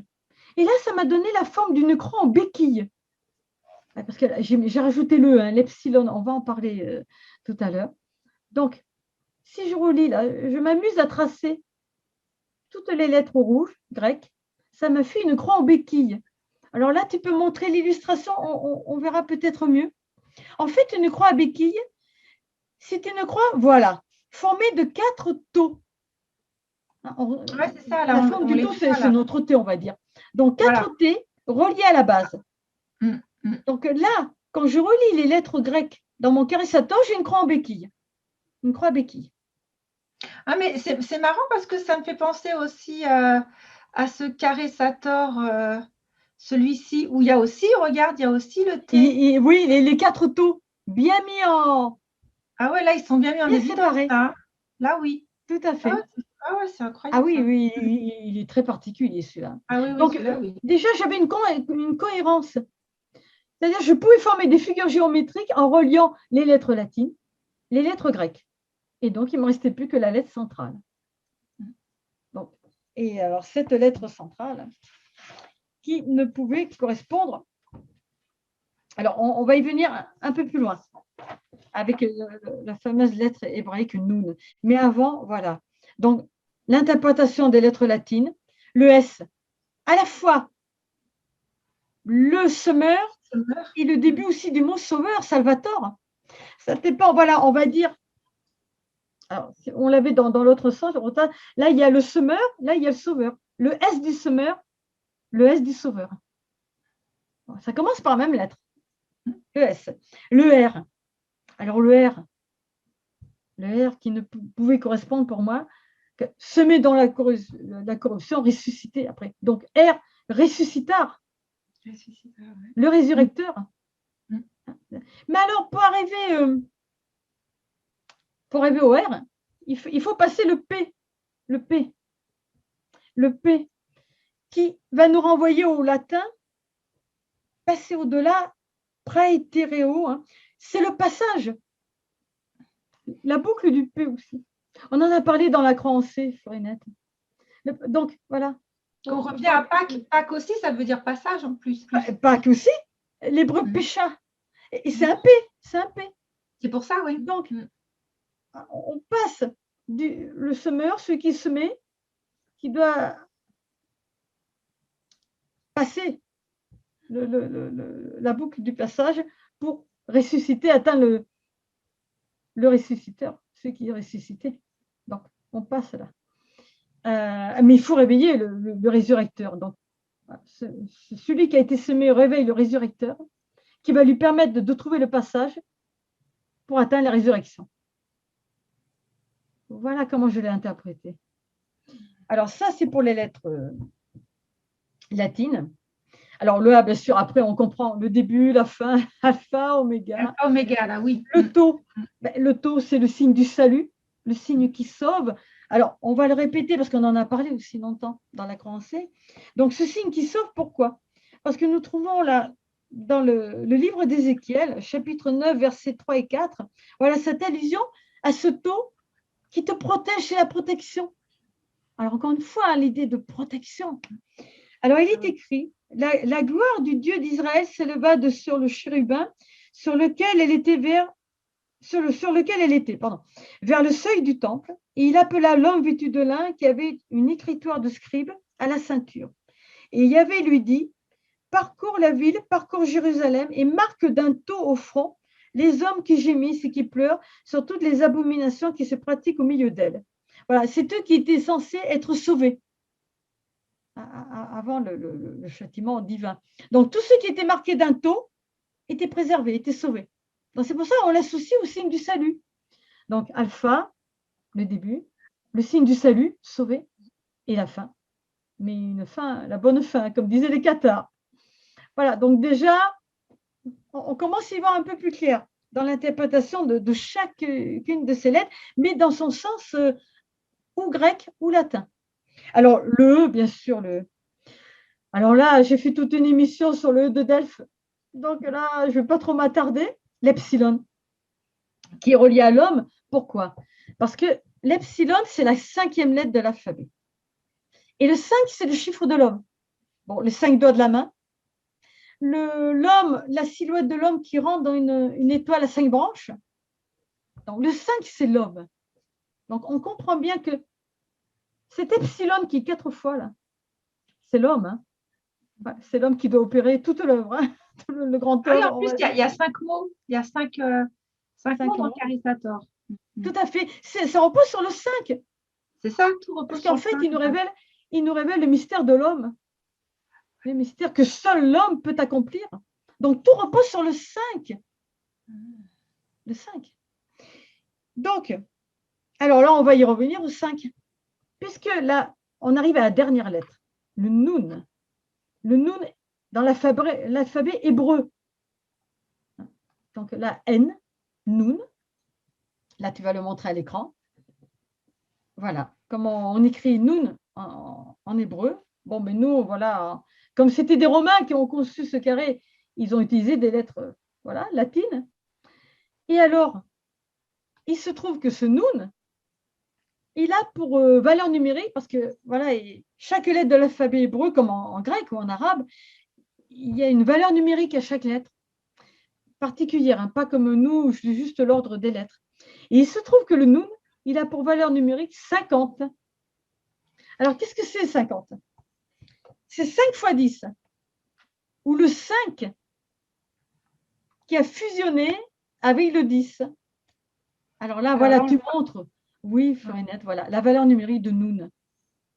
Donc, en fait, ce Nun, c'est le 5 qui a été multiplié par 10. Donc, l'homme multiplié, transformé par le divin. Là, on est dans une autre création, là. Une création supérieure. Donc, en fait, tout le mystère, chaque lettre interprétée dans son sens symbolique, nous conduit au mystère central. L'homme réalisé, l'homme accompli, l'homme divinisé, qui est représenté par cette lettre 50. Et le 50, il ne faut pas oublier non plus, c'est le nombre de jubilés. Quand on jubile. C'est une grande joie. Quand on fait quelque chose qui va vraiment te mettre en joie, on dit que c'est un jubilé qui n'a lieu que tous les 50 ans. Et il n'y avait pas quelque chose avec Moïse? 50 ans. 50. Ah, je ne sais plus. Avec Moïse, là, ça ne me revient pas. Pas vraiment. Ah, ça me revient peut-être, je ne sais pas. Il y a les 40 ans de traversée du désert avant d'arriver à la terre promise. Mais là, c'est 40. D'accord, oui. 40 est le nombre de l'épreuve. On peut dire même que ce 40, oui, il va symboliser tout le cheminement dans la matière, de vie en vie, pour arriver aux 50. Le jubilé, c'est ça. Là, on est au but. Hein. Donc, c'est pour ça que 50, voilà, il est le symbole de la plus grande joie. Ben oui. Oui, bien sûr. Ah ben oui. C'est sûr. Donc, voilà. Là, ça nous renvoie aussi donc, à l'enseignement des mystères sacrés, tels qu'ils étaient enseignés aussi dans les mystères païens. Là, c'est une phrase tirée du Corpus Hermeticum. Hein, donc, ça nous renvoie, voilà, toujours pareil au grec et aussi en Égypte. Et alors, il est écrit, car telle est la fin bienheureuse pour ceux qui possèdent la connaissance, devenir Dieu. En fait, tout le mystère de ce carré Sator, conçu par des initiés du plus haut niveau, compris par des initiés après chrétiens, c'est voilà, tout le cheminement que nous avons accompli. Nous avons été semés dans la corruption, donc dans une vie corporelle mais mortelle, mais nous sommes destinés à ressusciter dans la gloire, à atteindre le centre, donc le jubilé, l'homme accompli. Alors, mais voilà. C'est fou parce que dans le carré Sator, en plus, toutes les lettres, la valeur numérique de Sator, ce que tu disais tout à l'heure, ça fait 10 et il y a 5. Il y a 5 mots. Et 5 fois 10. C'est fou, c'est vrai, je n'avais pas. D'accord. Et 5 fois 10, c'est 50, c'est l'homme accompli. Ah oui, on revient, ouais.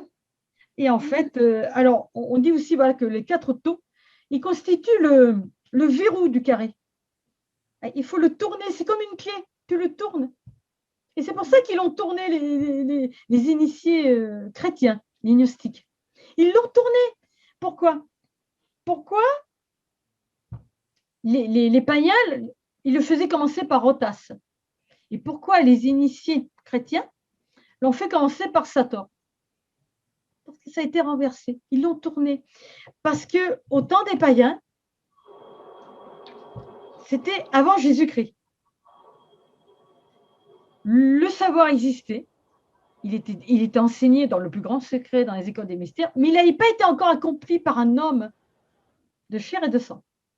Après Jésus, les choses ont changé. Donc, ils ont retourné le carré pour dire, voilà, il y a quelqu'un qui l'a accompli. Donc, on a renversé le sens. Ouais. Voilà l'explication. Pourquoi? Chez les chrétiens, ils commencent par Sator pour dire, oui, il a été accompli. Pourquoi avant? C'est le savoir, mais qui n'a pas encore été accompli dans la chair et le sang d'un être humain. Donc, c'est Rotas. Et c'est pour ça qu'ils l'ont retourné. Donc, en fait, là, on comprend. On comprend pourquoi il y a eu ce retournement par les gnostiques chrétiens d'un symbole païen, mais qui en fait parlait de la même chose. On est dans les mystères, les mystères de l'être. Donc là, en fait, ce carré, ben, c'est tout simplement, si j'ose dire, une invitation à tout être humain de s'engager sur la voie de ce qu'on appelle la théosis, la déification, l'union avec le divin. Et alors, ça peut paraître voilà, quelque chose d'assez énorme, mais Jésus, il a dit lui-même, hein, là je vais citer une phrase de l'évangile de Jean, chapitre 10, verset 34. « N'est-il pas écrit dans votre loi, j'ai dit, vous êtes des dieux ?» On doit accéder à cet état de Dieu au pluriel. Attention, les dieux ne sont pas à la place du Dieu unique. Il faut bien comprendre. Hein, les dieux pluriels, c'est simplement, c'est l'être qui s'est uni au divin, le Dieu unique. Hein, voilà. Mais les dieux, c'est les êtres déifiés qui ont atteint voilà, la vie éternelle. Mais alors, et dans leur chair, dans leur corps, qui ont transformé leur corps en corps de gloire. C'est ça qu'il faut bien comprendre. Mais tu vois, alors, ce qui m'interroge aussi, c'est que le N, tu disais donc c'est Noun, mais ça peut être aussi nazaréen, parce que c'est bizarre, ça fait Nazareth, ça fait. Alors oui, il y a le N, oui. Ouais, c'est très étonnant. Alors en plus, le N, il y a comme c'est comme, voilà, on va de bas en haut, puis on redescend et on remonte. Il n'y a que la graphie de la lettre, la forme de la lettre. C'est vrai. Et c'est pourquoi aussi qu'on a attiré l'attention sur le carré de Pède-le-Vieux, sur le S et le N. Hein. C'est les plus importants. Parce que les S représentent le semeur, le sauveur. Et le N central, c'est l'homme qui a été transfiguré. Ouais, c'est fou. C'est les plus importants. Donc, seulement, voilà, dans le grain de feu qui a été semé dans la matière ne peut ressusciter qu'à travers l'homme. C'est ça l'idée. Hein. Donc, mais pour ça, voilà, il faut renverser l'ordre de la création pour engendrer une nouvelle création. Et qui voilà, est totalement parfaite, parce que là, il ne s'agit plus d'avoir une vie voilà, qui est éphémère, qui est mortelle, pas du tout. Une fois que là, l'homme est réalisé, il a vaincu la mort. C'est fini pour l'éternité. Alors là, ce qu'il y a d'extraordinaire, c'est que j'ai découvert dans les dialogues avec l'ange, alors le résumé parfait de ce que nous dit le Charissator. Alors là, il nous dit l'ange des dialogues. Alpha, oméga, alpha, oméga, oméga, alpha. L'homme créé est situé entre le commencement et la fin. Voilà, ça c'est l'état de l'être mortel dans la matière. L'homme créateur, nous sommes que créés là, mais nous avons le pouvoir d'être un homme créateur. Alors l'homme créateur se situe entre la fin et le commencement. Donc oméga alpha. Et là, c'est plus du tout la même chose. Alors entre le commencement et la fin et le temps, ah oui, le temps linéaire, le temps qui nous fait vieillir. Entre la fin et le commencement, l'éternité. La porte de la voie étroite est oméga alpha. Voilà, donc nous sommes encore dans l'alpha et l'oméga, on se dirige. Mais il faut trouver la porte, le passage, la petite porte, oméga alpha. C'est-à-dire, on arrive à accomplir une grande fin, une bonne fin, comme disaient les katas, pour un nouveau commencement. Donc, oméga alpha. C'est plus alpha, oméga, c'est oméga alpha. Donc, c'est extraordinaire, cette phrase dans les dialogues. C'est pour ça, oui, c'est pour ça qu'à un moment, dans le dialogue avec l'ange, il dit « Le miracle est entre oméga et alpha ». Voilà, Florence. Voilà. Donc, c'est exactement le chemin que l'on trouve dans le Sator, qui nous rappelle aussi une petite phrase du livre des transformations, le Yiking des Chinois. Il y a une petite phrase qui m'a interpellée. En ma fin et mon commencement. C'est-à-dire, voilà, en ma fin, oméga, et mon commencement, alpha. Parce que le savoir est partout, Florinette. On le retrouve dans toutes les cultures, dans toutes les religions. Tous les initiés ont su. Tous les initiés. Mais ça, voilà, il faut… Alors, on va continuer un petit peu encore, on va aller encore un petit peu plus loin. Là, c'est grâce à une amie qui, on va dire, qui a des dons un petit peu particuliers. Et je lui ai demandé de regarder le Charissator pour voir ce que ça allait lui inspirer. Voilà. Et voilà ce qu'elle m'a écrit. Donc, je fais un grand coucou à Chantal qui se reconnaîtra. Et là, je vais la citer, là. Parce que voilà ce qui lui a inspiré la figure du Charissator. Alors, elle m'a écrit, quand tu lis le Sator, la signification des mots te dit que c'est une œuvre, oui, un semeur, des roues, etc. Déjà, quand tu vois œuvre, semeur, tu penses de suite à la symbolique du travail du paysan et au blé, qui est la transformation et le feu. Eh oui, transformation par le feu, même, on pourrait dire. Hein. Oui, tout à fait. Ensuite, il te dit que c'est une roue que l'on peut tracer et tourner, mais pour cela, il faut bien tracer un chemin.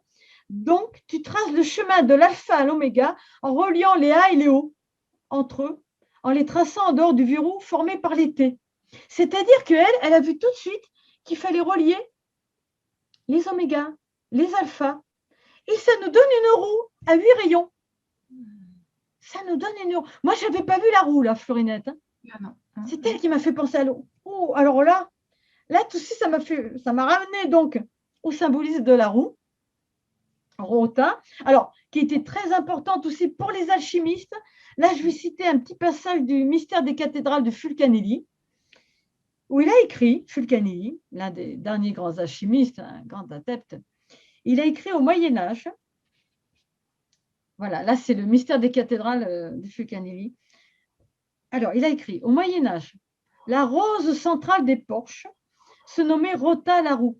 Tu sais, dans les cathédrales, il y a une énorme rosace. Eh bien, c'est cette roue. C'est ça, la roue. Or, la roue est l'hiéroglyphe alchimique du temps nécessaire à la coction de la matière philosophale et par suite de la coction elle-même. C'est la matière qui va être travaillée par le feu. Alors, le feu soutenu constant et égal que l'artiste, la chimiste, entretient nuit et jour au cours de cette opération est appelé pour cette raison feu de roue. Le feu qui va faire tourner la roue. On l'appelle le feu de roue. Cependant, outre la chaleur nécessaire à la liquéfaction de la pierre dit philosophe, il faut en plus un second agent, dit feu secret au philosophique. C'est ce dernier feu, on va dire c'est le feu de Dieu, hein, le feu secret. C'est ce dernier feu, parce que c'est le feu intérieur. Là, l'alchimiste, il cuit sa matière par le feu extérieur, mais il y a le feu secret qui est à l'intérieur de la matière. Ça, c'est le feu enfoui, le grain de feu enfoui par le semeur. Hein. Il faut faire la relation. Donc, c'est ce dernier feu, excité par la chaleur vulgaire, donc le feu extérieur, qui fait tourner la roue et provoque les divers phénomènes que l'artiste observe dans son vaisseau. Donc là, on est dans la transformation, la transmutation alchimique de la matière. Et bien nous, on doit faire pareil. Alors là, on peut le transposer d'abord au niveau de Kérésatore. Et la roue aussi, cette fameuse roue, parce que ça me rappelle autre chose aussi, Florinette. La roue des réincarnations. La roue. Oui, c'est vrai. Oui, c'est vrai. Ah, donc, il nous fait toujours tourner en rond, j'ai envie de dire. Alors, voilà la roue du samsara, dans la roue des réincarnations, qui m'a fait penser aussi à autre chose, une lame du tarot, un des arcanes majeurs du tarot, et l'arcane numéro 10, la roue de fortune.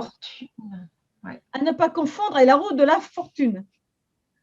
Alors, ce n'est pas l'arcane numéro 21, ça par contre.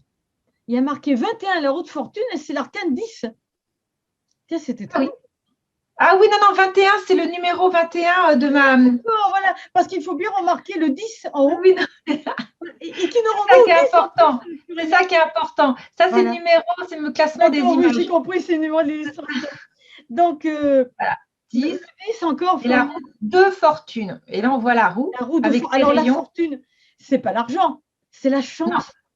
Est-ce qu'on va avoir la chance de sortir de cette roue enfin? Alors, on voit bien, là, c'est très révélateur. Hein. Nous avons deux animaux, mais habillés de chaque côté de la roue. Alors, on se doute bien que là, ce n'est pas des animaux ordinaires puisqu'ils ont des vêtements. C'est l'homme animal qui est habillé.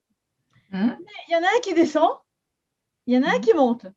Donc, il y en a un qui rentre dans l'incarnation, il y en a un qui s'apprête à en sortir. Mais toute la difficulté, c'est de répondre au sphinx qui est au sommet de la roue. Est-ce qu'on va passer l'épreuve du sphinx? Eh oui. C'est ça. Parce que si on passe le sphinx, on sort définitivement. Si on ne passe pas le sphinx, on revient. Allez, c'est reparti pour un tour. C'est manège. On retourne dans l'incarnation. Donc là, ça m'a fait tout de suite penser cette roue-là, cette roue qui est cachée dans ce temps. La roue d'incarnation. Mais il y a encore une autre roue. On va encore enfoncer le clou avec le chrisme, la fameuse figure du chrisme, qui a été l'un des symboles des premiers chrétiens, que tu vas mettre à l'écran, la Florinette. Alors là, c'est fabuleux. D'abord, nous avons une roue. Elle est à 6 rayons. Mais nous avons l'alpha à gauche. Nous avons l'oméga à droite. Mais attention, c'est un oméga minuscule. Là, je tiens à attirer l'attention des personnes qui vont nous écouter. Pourquoi généralement, le chrisme, il y a toujours un oméga, un grand oméga majuscule. Et il y a un petit oméga. Non, je me suis trompée. Un grand alpha. Pardon. L'alpha, et là, c'est le petit oméga. Et un petit oméga à droite. Voilà. Alors, un grand début, majuscule, il y a eu un grand début. Oui, il y a eu un grand début.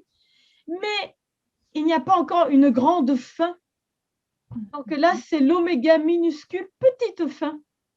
Ouais, c'est ça, ouais, là, ouais, d'accord. Voilà. La grande fin, c'est la sortie de la roue. Et ça, c'est très… Personne n'en a remarqué, j'ai l'impression.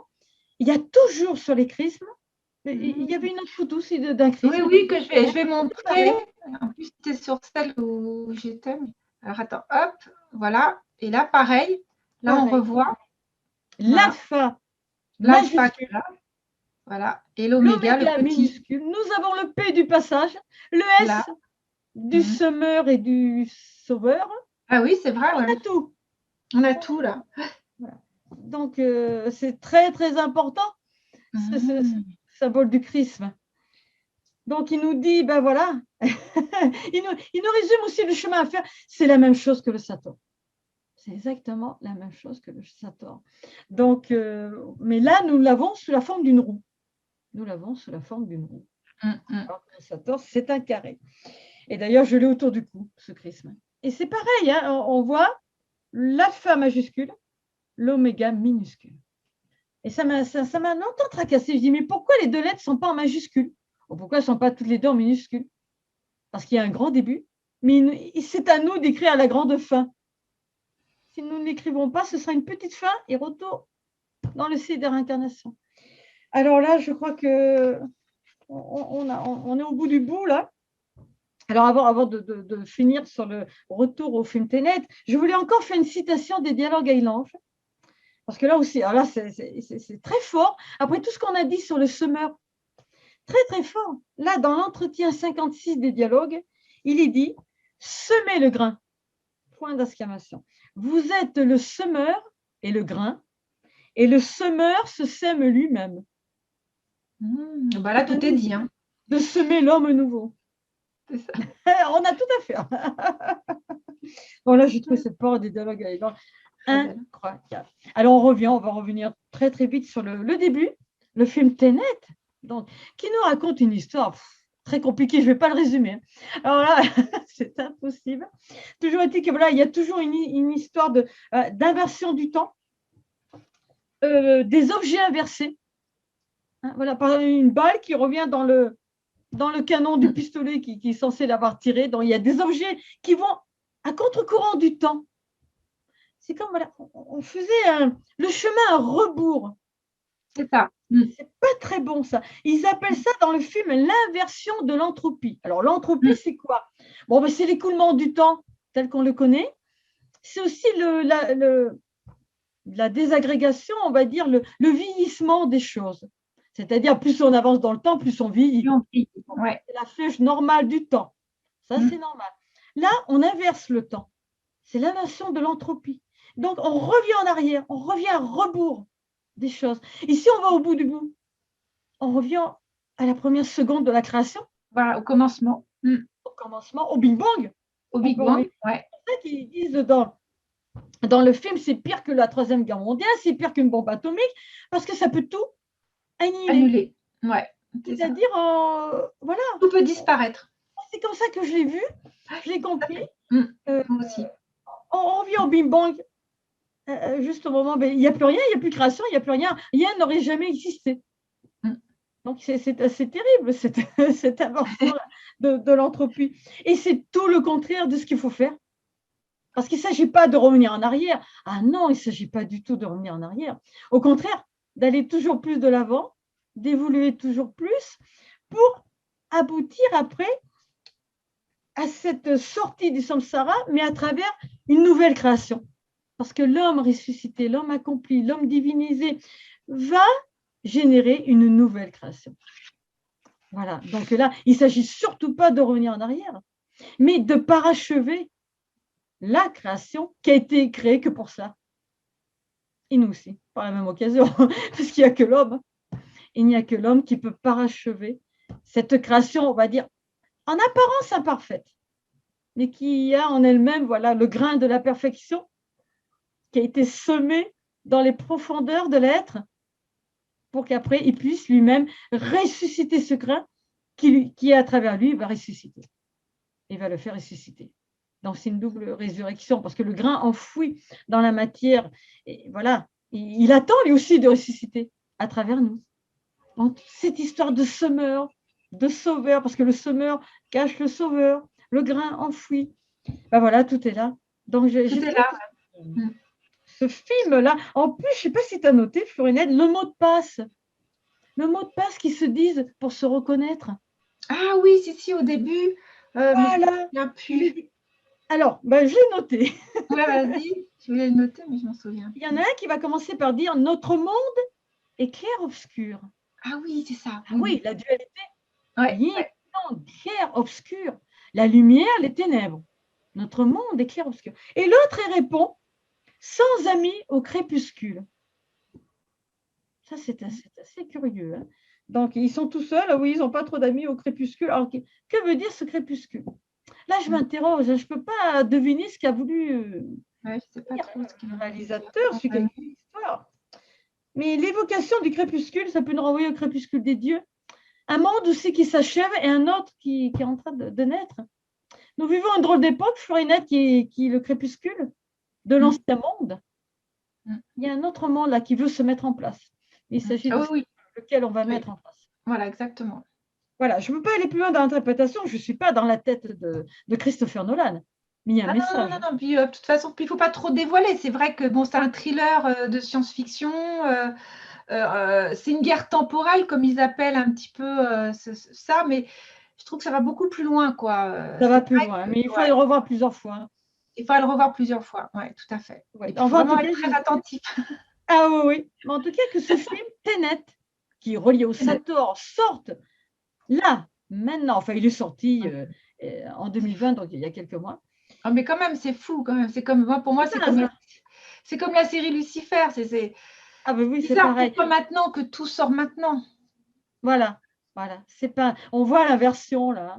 Ouais. Il y a un 2 en 1 là. Le T à l'envers, le E. Il a son double inversé dans le temps. Voilà, aussi. Voilà. Le renversement des lettres. Voilà. Donc là, exactement. Et le renversement du palindrome. Hein. Tenet, c'est le palindrome. Oui, tout à fait. Non, mais de toute façon, c'est pas du hasard. Hein. Ils se sont basés sur le carré Sator. Hein. Je ne pense pas. Voilà, l'énigme devait être révélée par les temps actuels. Ce n'est pas pour rien, des temps si particuliers. Voilà. Donc, regardez ce film, mais avec en tête. Oui. Ah oui, franchement, moi aussi. Voilà, avec en tête ça. Voilà. Et puis pour tous ceux qui veulent vraiment relire ou réécouter même l'émission du carré Sator, sinon tu as écrit un petit livret que j'ai derrière moi, qui est l'énigme renversante du carré Sator. Alors, je ne sais pas si on peut encore le commander, s'il est encore disponible. Alors, peut-être, je ne sais pas non plus. Hein, c'est aux éditions Raphaël de Surtis. Mais dès que j'ai vraiment commencé à comprendre l'énigme, j'ai écrit cette petite étude pour que ce soit mis déjà noir sur blanc.